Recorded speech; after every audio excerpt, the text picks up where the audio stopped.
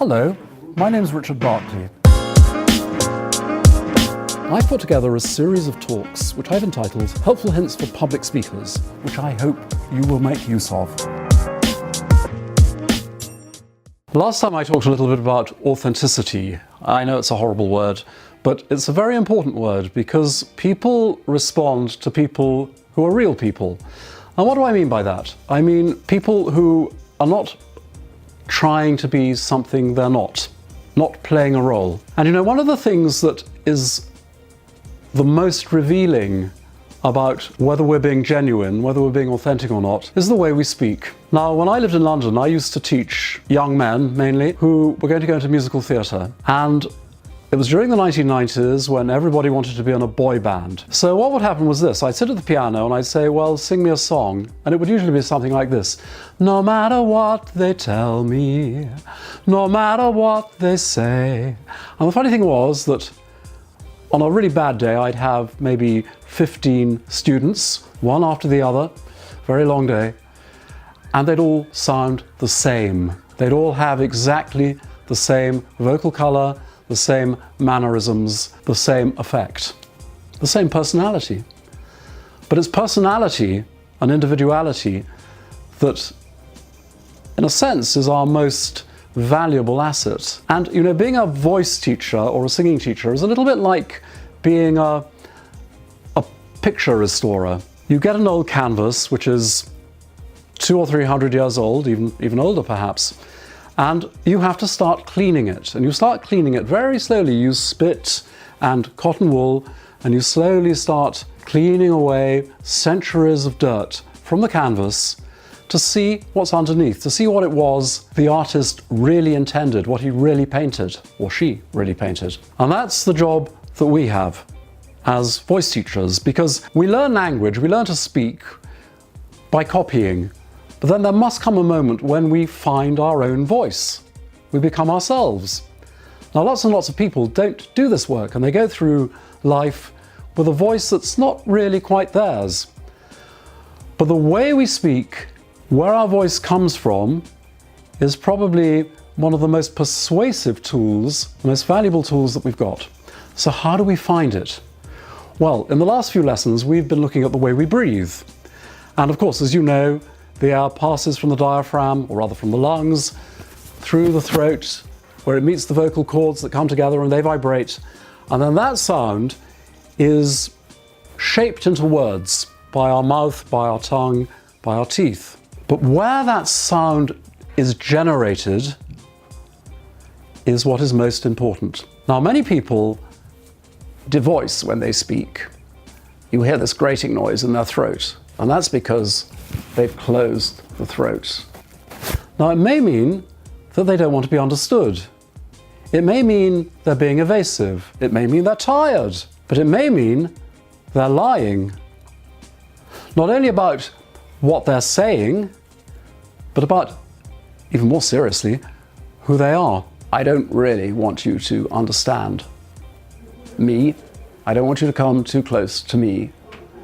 But worse, I don't want to go into your space with my message. Can you hear the difference when I speak like this and when I speak like this? This is coming from another place. I want you to get my message. I open my throat. What do you mean, open your throat? Well, it's all about logistics, really. If we tighten the muscles in our throat, we devoice, we stop the air passing through, and the voice loses color, it loses power, it loses meaning.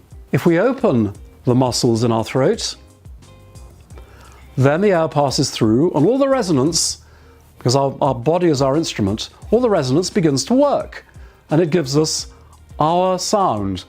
Now, why should your sound be different to my sound?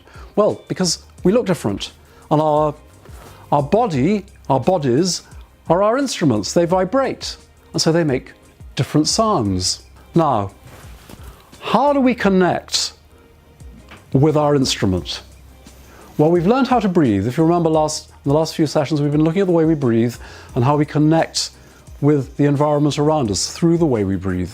So let's just see how we open the throat.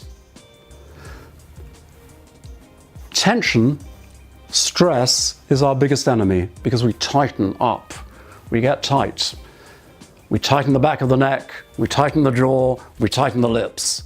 And so the voice can't work properly. Can you hear? So the first thing we have to do is we have to release the back of the neck. So if you take your hand, let your head drop and massage the back of your neck with your knees loose. Because if you tighten your knees, your breathing goes upwards. So just massage the back of your neck. And what I like to think of is that I'm sort of making bread. If you've ever kneaded bread, it's exactly the same process. As you massage, so you get the feeling that your neck is getting longer. Now that gives us space. That actually lengthens the spine. And one of the tendencies we have is we have the tendency to contract. And as we contract, we reduce the space for the voice. So we need our spines to be nice and long. And if we can reduce the tension in the neck and lengthen the neck, we release our voices. Good. The next thing we need to do is we need to sort of just loosen these muscles that we have in the jaw.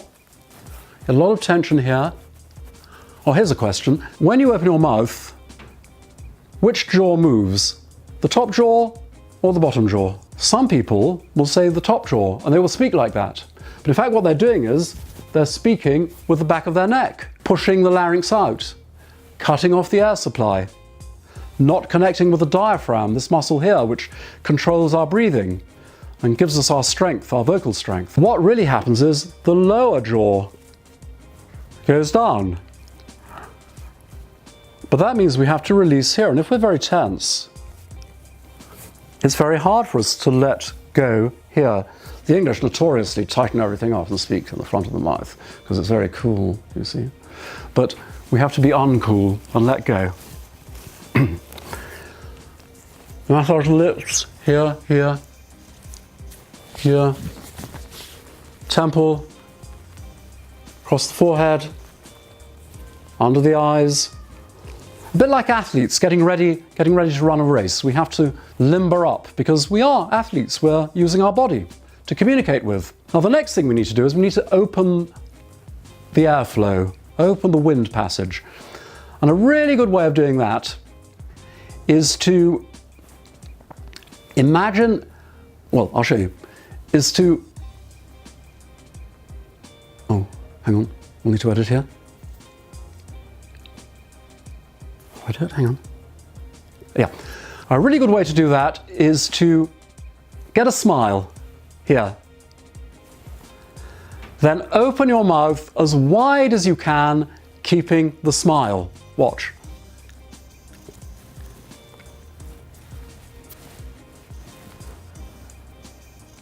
So, you get a smile here, you open the jaw downwards, keeping your knees loose, as low as you can, but keeping the smile. Let's do it. Smile, open,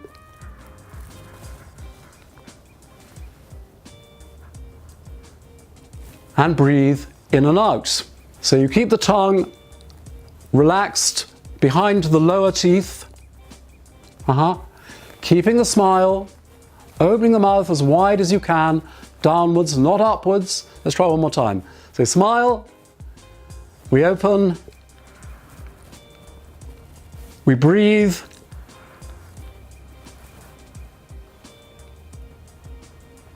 and it's silent.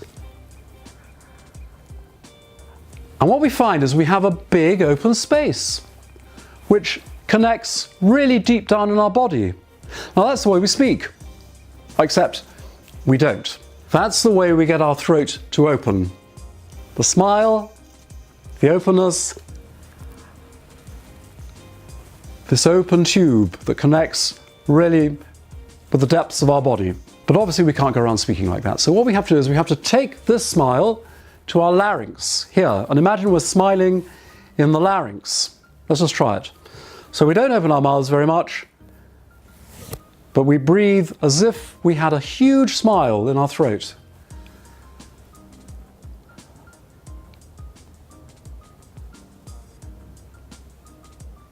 Now can you feel how you have an open space here and it connects much lower? And can you hear also my voice is different? It's a little bit deeper. And that's the funny thing. When we've opened our throat, we find that the sound sort of comes from inside us. It's a very interesting feeling. So, let's just conclude this lesson. Loosen the back of the neck. Massage the face. Get ready for the race. Get the big smile. Open the jaw. Get the connection. Yes? Close the mouth again. Feel the smile in the throat with the same connection, that same openness. And we're nearly ready to talk. See you next time.